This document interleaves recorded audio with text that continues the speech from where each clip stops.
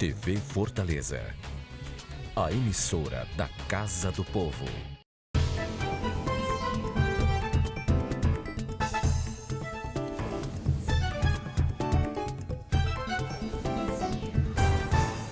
Olá, estamos iniciando o plenário da cidade pela TV Fortaleza, emissora da Câmara Municipal. Vou conversar com o vereador Sargento Reginaldo. Ele é bombeiro militar da reserva, é professor de educação física, tem mestrado em educação pela Universidade Federal do Ceará e também outras atividades como uma passagem artística, né?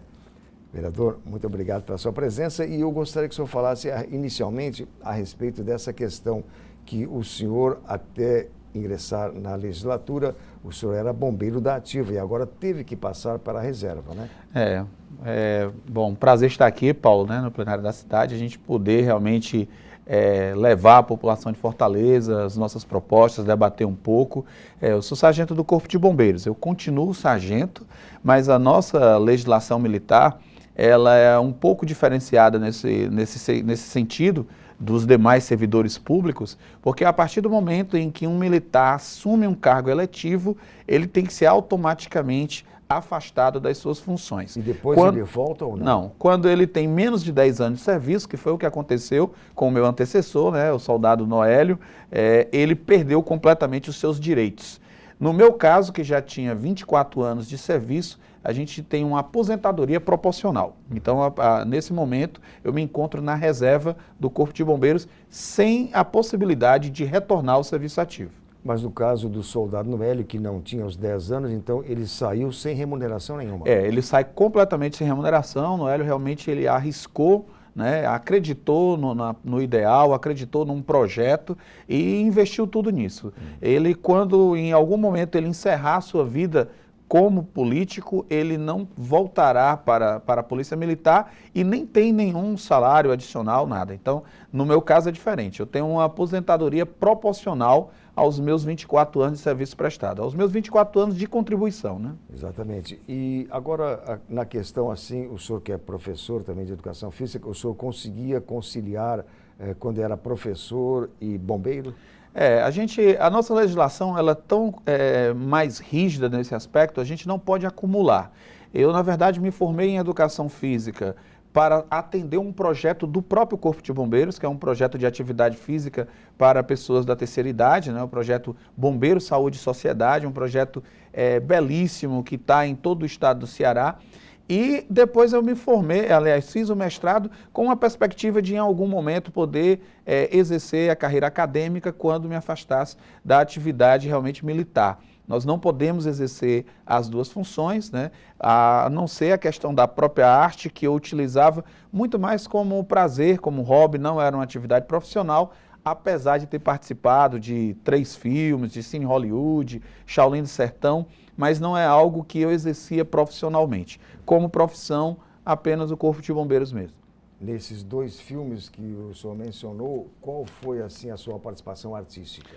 No Cine Hollywood eu faço o Cabo Amâncio, né, que inclusive no Cine Hollywood 2, que entrará em cartaz agora em março, já está sendo anunciado aí pelo nosso querido diretor, Raul de Gomes, uma pessoa que virou celebridade no Brasil inteiro pelo talento com que realmente tem representado a nossa arte para o Brasil e para o mundo.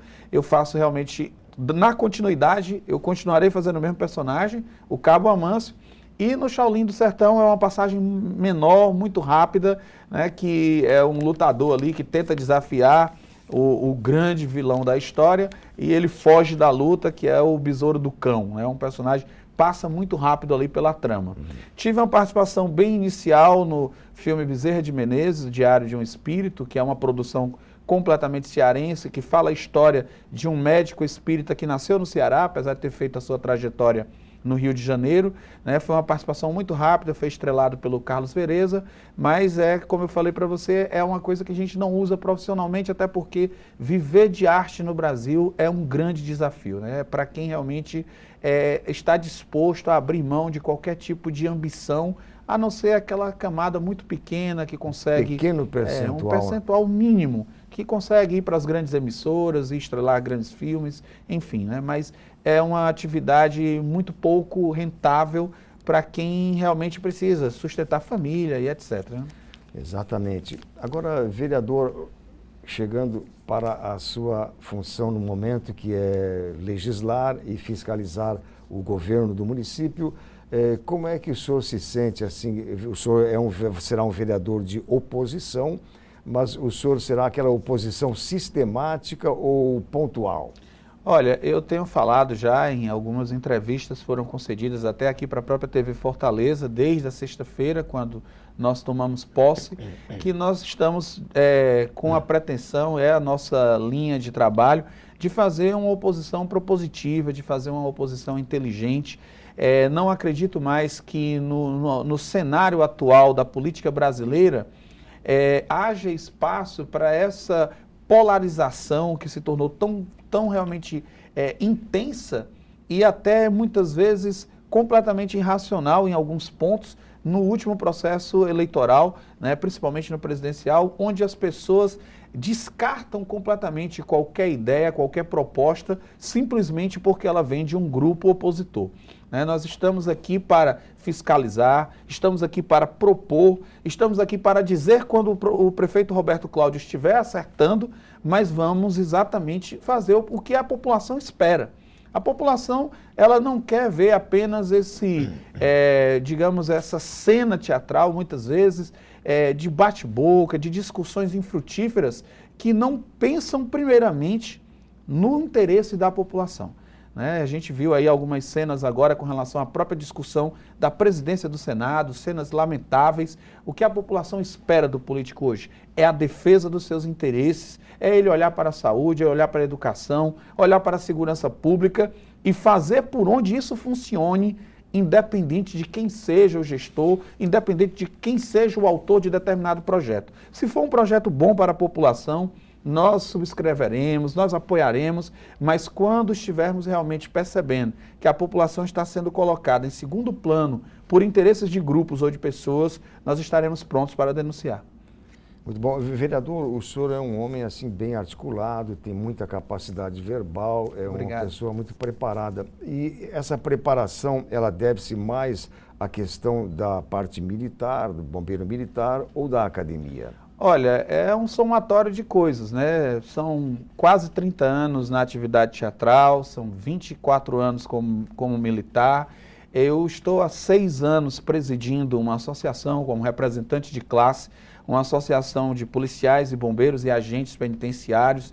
Então eu já participo da vida pública cearense há bastante tempo, acompanhei todo o processo da trajetória política do capitão Wagner, desde a sua eleição como vereador nessa casa, coordenei campanha dele para deputado, estive no grupo que estruturou a sua campanha de prefeito. Enfim, a gente já tem realmente uma grande proximidade com o cenário político, acompanho tudo muito de próximo, né? Apesar de estar chegando na casa agora, estar me apropriando ainda de todas as questões inerentes à nossa função, mas não podemos dizer que a gente está chegando completamente ingênuo ou sem saber como funciona a atividade legislativa, quais são as nossas responsabilidades e os nossos deveres perante o cargo. Muito bem. Plenário da cidade, vamos fazer um breve intervalo e na volta eu continuo conversando com o vereador Sargento Reginaldo. Aguarde.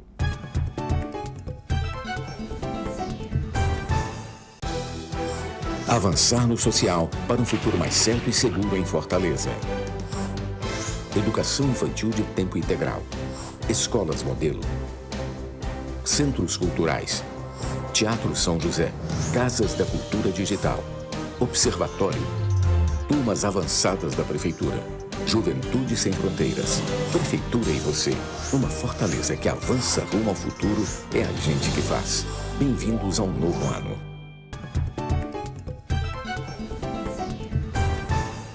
Olá, estamos de volta com o plenário da cidade pela TV Fortaleza. Eu converso com o vereador Sargento Reginaldo. Vereador, todo político, né, vereador, o deputado, ele tem sempre uma bandeira, né? E no caso, o senhor veio da área militar, né, bombeiro militar, mas fora essa área, quais as atuações que o senhor pretende encaminhar o seu mandato?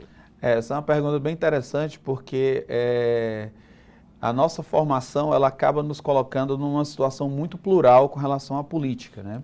Porque eu tenho uma relação direta com a segurança pública, quero dar uma atenção muito especial à questão da Guarda Municipal de Fortaleza, né? Ao serviço de prevenção aquática feito pela Guarda Municipal dentro da nossa orla ali, principalmente na praia de Iracema e Beira-Mar, onde tivemos alguns óbitos do ano passado para cá, justamente pela dificuldade de efetivo que temos lá.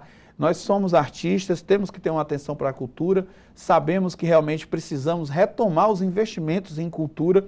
A cultura ela não é vista como algo importante pela gestão atual, pelas últimas gestões, a gente precisa ter uma atenção especial a isso, mas eu tenho uma relação muito próxima também com a questão da saúde, né? Eu sempre acompanhei muito de perto, como eu sou formado em educação física, é uma área que está ligada à saúde, na promoção da qualidade de vida, e eu sempre acompanhei a questão da atenção primária muito próximo, né? Já tive trabalhos voluntários dentro da atenção primária.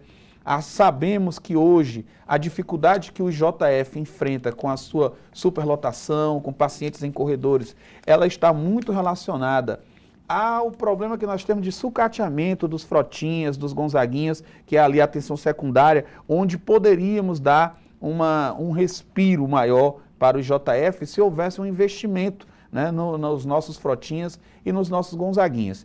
E a questão da educação, que também é a minha área de formação, né, a gente teve aí alguns avanços, abertura de vagas e etc., mas a gente está preocupado com a qualidade, né, com a formação dos nossos professores, principalmente a questão da formação continuada. Nós temos uma grande dificuldade hoje.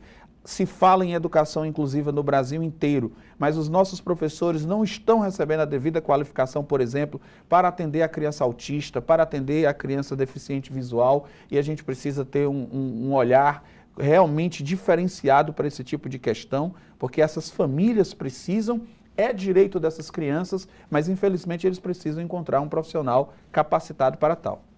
Exatamente. Agora, voltando à parte que o senhor também foi um artista, né? A questão dos editais de cultura. A gente sabe que esses editais são muito amplos demais até. Como o senhor vê isso? Olha, a gente, primeiramente, que as informações preliminares que nós temos é que o grande problema hoje da Secretaria de Cultura do município é a falta de recursos. Então, a gente precisa ver, já discutir com alguns vereadores que estão ligados à questão da cultura dentro da Câmara de Vereadores, e as informações que nós temos é que, infelizmente, até dentro da própria casa, como na gestão, não há a percepção de que a cultura é importante. Hoje, só para você ter uma ideia, Paulo, a gente está há anos e anos ouvindo governos estaduais dizendo investir muito em segurança pública, e a gente não vê isso dar resultado. Aumenta o efetivo, aumenta o investimento em segurança pública. A polícia, o próprio policial militar, hoje ele diz, nós estamos enxugando gelo, porque ele prende e amanhã nós estamos fabricando novos criminosos. Onde é que está a falha? Porque nós temos que ter políticas de médio e longo prazo. E onde é que isso funciona? Isso funciona com cultura de esporte, isso funciona justamente com os cucas funcionando da melhor forma possível, atraindo essas crianças, atraindo esses adolescentes para que eles não sejam cooptados pelo narcotráfico, logo ali nos 10 anos de vida, fazendo leve-trás para informação, para levar drogas, enfim.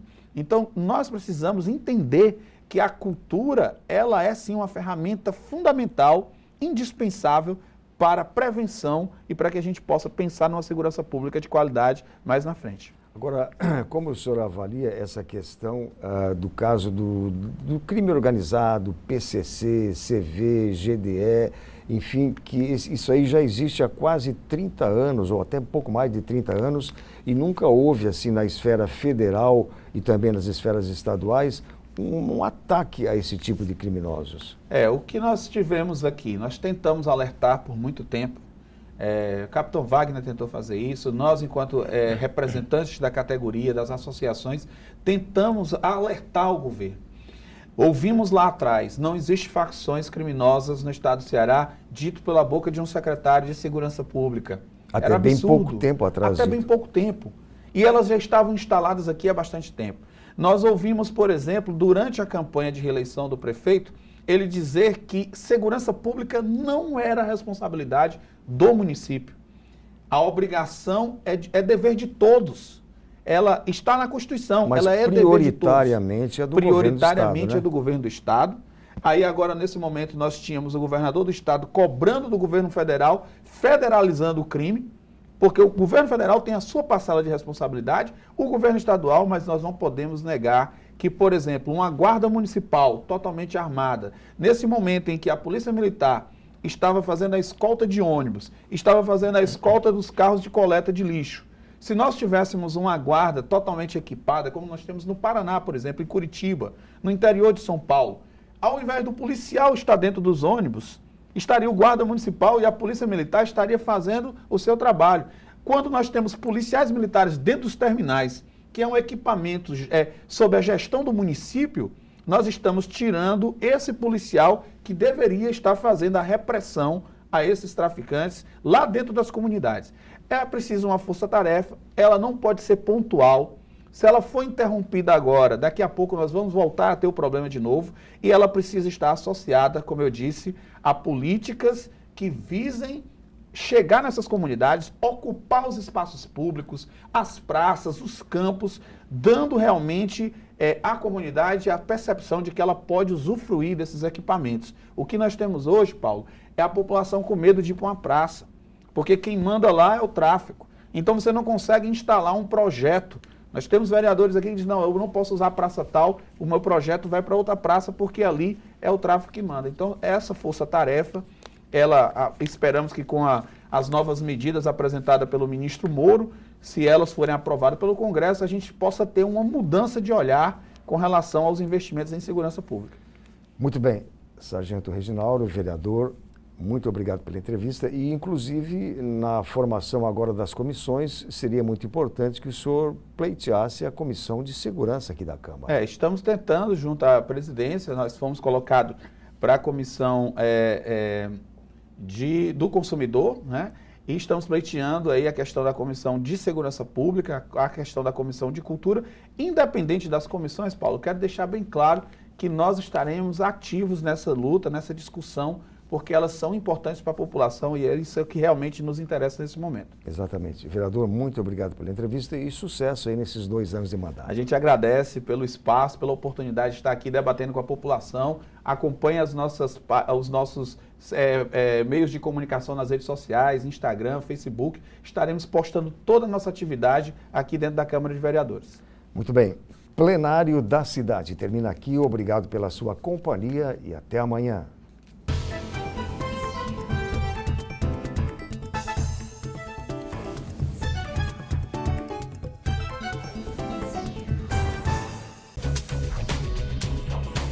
TV Fortaleza, a emissora da Casa do Povo.